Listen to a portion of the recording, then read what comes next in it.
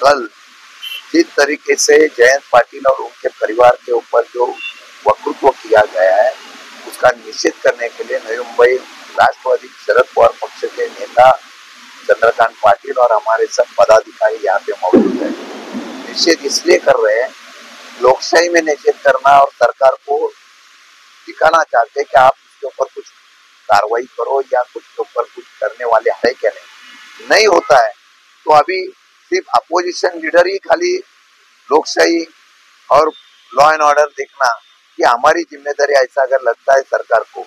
भाजपा को जो भाजपा की संस्कृति आरएसएस की संस्कृति बोलते हैं वो सब अभी खत्म हो गई है। जिस तरीके से भाजपा और महायुति के लोग, पवार साहब हो, राजाराम बापू पाटिल हो, जिस तरीके से जयंत पाटिल के ऊपर जिस तरीके से हमला कर रहे हैं,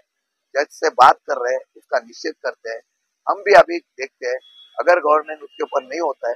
तो हम कहते हैं पुलिस और गवर्नमेंट को हमको भी छूट देने के लिए बोलिए, हम अगर कुछ करते हैं तो कार्रवाई होती है, छूट देने के लिए बोलिए।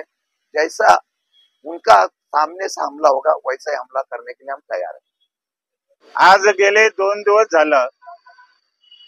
आमच्या माजी अध्यक्ष जयंतराव पाटील साहेबांनी आमच्या पक्षाचे ज्येष्ठ नेते जयंतराव पाटील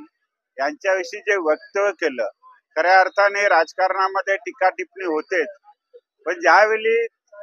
टीका करत असताना मर्यादा ओलांडे त्यांच्या फॅमिली कुटुंबाविषयी त्याच्यावर टीका केली जाते, याचा अर्थ काय आहे? खऱ्या अर्थाने बीजेपी हा संघाच्या विचारावर चाललेला पक्ष आहे आणि संघामध्ये अशा प्रकारचा कुठलाही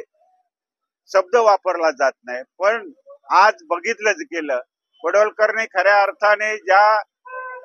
महाराष्ट्राचं न्याय होतं, आमदाराच्या मंदिराचा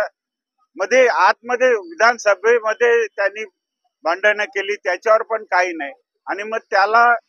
वाटलं आता मला माझ्यावर काही कारवाई होणार नाही आणि त्यांनी 2 दिवसापूर्वी जयंतराव पाटील साहेबांवर आणि त्यांच्या कुटुंबावर जे वक्तव्य केलं त्याच्या निषेधार्थ शशिकांत शिंदे साहेबांच्या अध्यक्षतेखाली आज आम्ही याचा निषेध म्हणून इथं जमलेलो आहोत।